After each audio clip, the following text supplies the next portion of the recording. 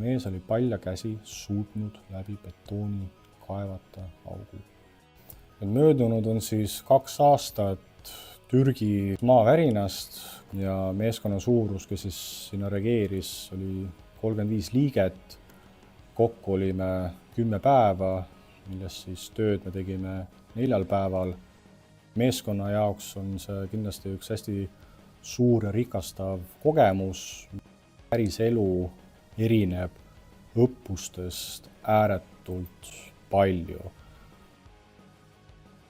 Kui me nägime neid esimesi maju, mis oli konkreetselt selliselt kokku kukkunud, kus siis ülemised korrused olid esimese korruse peal, esimene korrus oli täiesti kas siis alt ära või viltu, siis see tekitas ikka hirmu, et seal sa nägid esimest korda oma silmaga, kui suur see ulatus on, et kui õudne ja kui hirmus ta tegelikkuses välja näeb ja kindlasti ka ohtlik. Et see on ikkagi maja, see on betoon, mitukümmend tonni ja see on kõik kalda nurga all veel. Mäletan, et meeskonna liikmed puutusid kokku ühe olukorraga, kus ühel mehel oli kas vend või onu oli ühe paneeli all kinni ja siis, kui meeskonnad jõudsid tema juurde, meie meeskond jõudis tema juurde, siis nad leidsid, et see mees oli suutnud teha augu läbi betooni.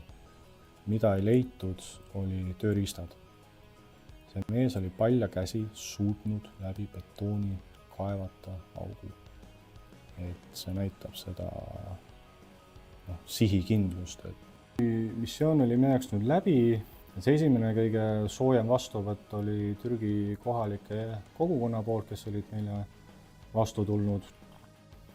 Ja teine märgiline punkt oli siis, et kui me olime lennujaamas, olid ministrid vastas, Päästeameti peadirektor vastas ning ka Türgi suursaadik siis Eestis. See naine hakkas rääkima, et siis oli see moment, kus väga paljudele jõudis kohale, mida nad tegelikult teinud olid. Ja meie kokkupuude Türgi elanikega, Türgi rahvas on väga tugev, väga ühtehoidev, meie suurim lugupidamine ja tänu kõigile kohalikele, kes meid aitasid.